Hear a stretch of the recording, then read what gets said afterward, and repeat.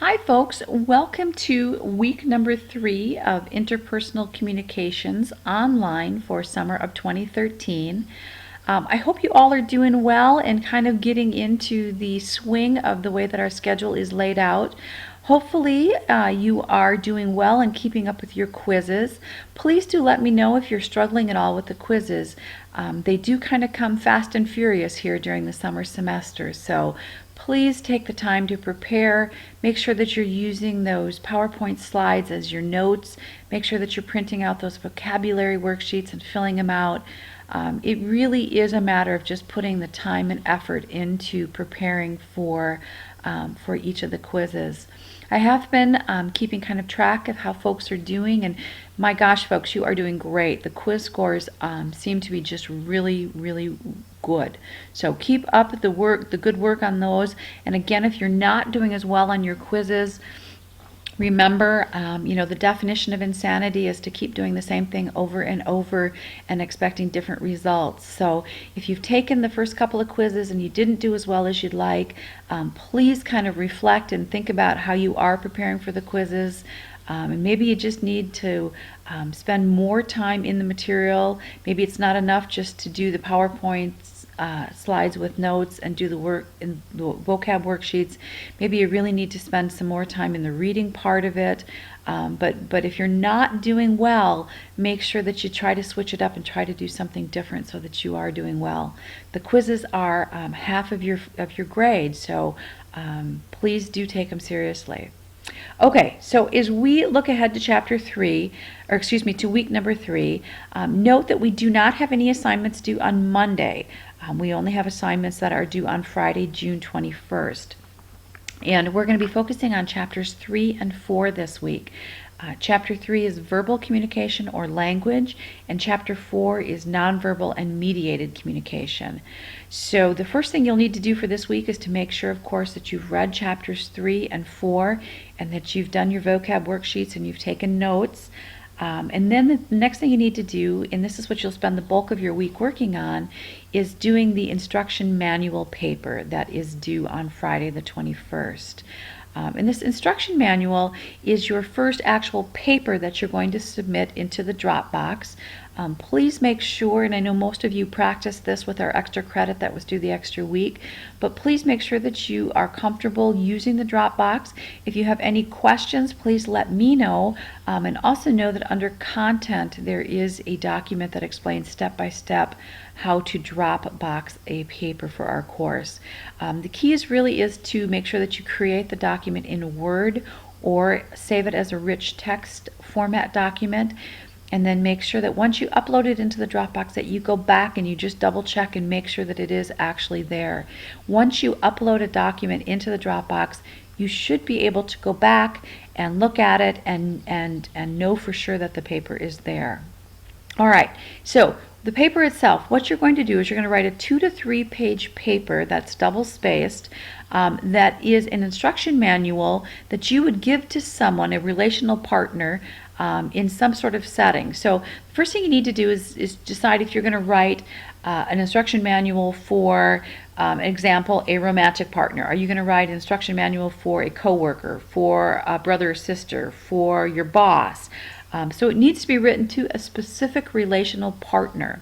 And you do need to make sure that you indicate in your paper so that I know who you're writing to. The paper must have a minimum of 1 concept from the 4 required areas, and they are nonverbal comm, mediated comm, language, and comm competence. Nonverbal comm is going to come, you can choose any of the any of the concepts from chapter 4. Same with mediated, any of the concepts from chapter 4 are fair game. Language concepts are going to come from chapter 3, and competence will come back from the first part of the readings that we did in chapters 1 and 2.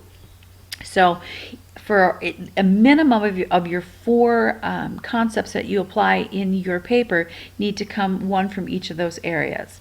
So what you're going to do is you're going to write a set of instructions, and you're going to head your paper, Instructional Manual for Dealing with Me.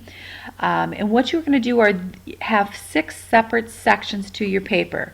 What I do, what I think and what I feel, maintenance recommendations, safety recommendations, warning indicators, and repair procedures. And what I would encourage you to do is start out your manual, which is kind of a quick introductory paragraph that explains that this is an instruction manual, and it's for dealing with, and then make sure that you're clear about what particular role. And again, it could be a romantic partner, a coworker, a roommate, a friend, an in-law, or whatever. So, but you do want an opening paragraph that kind of gives the reader, which will be me in this case, an idea of who this manual is written for. And then what I would do if I was writing the papers, I would just have 6 separate sections, and I would start what I do, and I would label. I would have a section that has that bolded and highlighted, and underneath the what I do, I would just describe behaviors that you would see me doing in much of the time that together, usually what I do in situations, relationships like this. So just kind of start to describe your own behaviors in that sort of a relationship.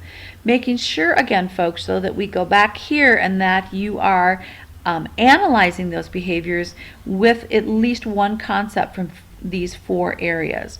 So you might talk about under the what I do. You might, let's say I'm writing a paper, an instruction manual for example, my daughter, right? My daughter is 19 and she goes to college out of state. So if I was writing an instruction manual for her, some sort of the behaviors that you see me doing, I might talk about mediated comm there because she is at school out of state. I like to text her really often and just say, hey, how are you? You know, just checking in. So I might talk about, that is a behavior that she will see me doing, and how I choose to use text messaging as a form of mediated comm because that's most relevant for her being apart from me. So you're going to do that for all those 6 areas. Again, making sure that you're not just describing the behaviors that are present or that person will see, but then describing them or analyzing them with concepts from our textbook. Remembering, again, similar to our discussion postings, that you are including definitions and page numbers as well, and that you are bolding those concepts in some way so that they really jump out during your paper. There is no need to include a reference page or bibliography or works cited, because I'll know that all of the concept definitions that you're taking are coming from our book. So you don't need to do a reference citation for 2 to Tango. If you want to, you're more than welcome to do that. However, it's not a requirement of this paper. So let's look down here and now look at the grading rubric. Again, it says please highlight the related course concept, definition, and page number, or section and chapter number, but do it in bold or do it in a different color, some way that it stands out. If you're looking for the A, which is an 18 to 20 point paper, you're going to have at least 6 specific communication examples, and then you're going to analyze those communication examples with 6 concepts from our textbook. Again, making sure that you have at least one from the 4 designated areas. I'm looking again for you to include definitions and page numbers, or section and chapter numbers.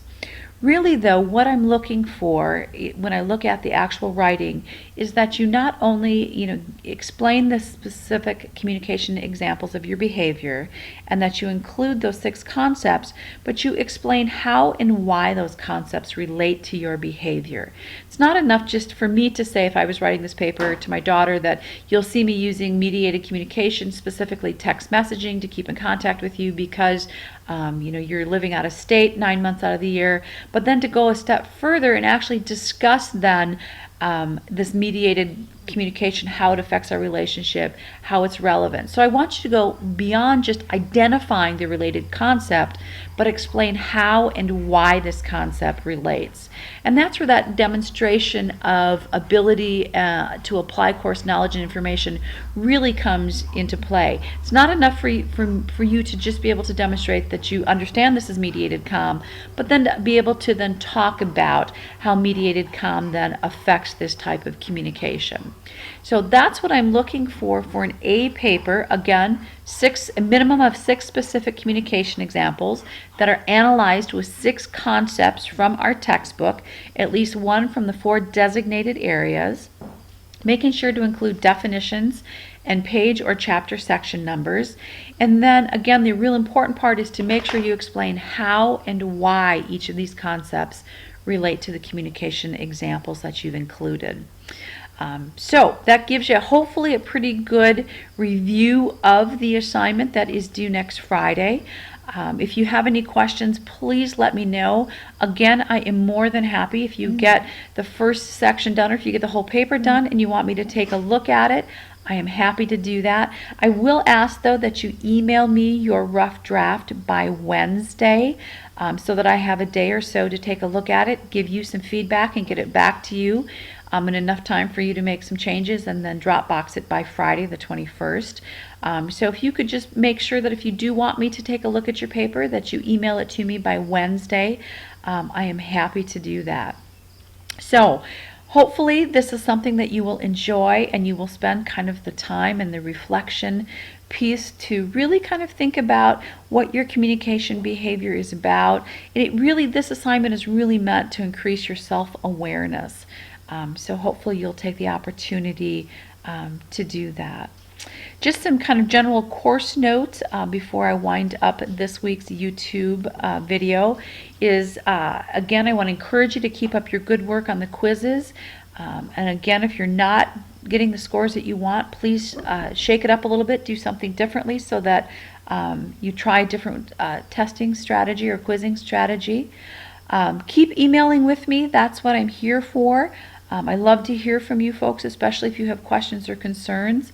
I do ask, though, that when you email me, please put your first and last name and your section number in the subject line of the email. It just makes it so much quicker, folks, for me to be able to look up a discussion posting or look up a quiz that you have a question about if I know which section you're in. I do have 90 of you this summer, so it really, it cuts down my legwork a little bit if I know exactly which section to go to. So hope you are doing well. I hope you are able to get out and enjoy. It's Friday as I'm doing this YouTube video at about 11 in the morning, and it's beautiful. It's sunny out, so hopefully you're able to get out and enjoy a little bit of this summer weather. But don't forget then to kind of hit the books and make sure that you focus on chapters 3 and 4 for next week. Take care, folks, and please let me know if you have any questions.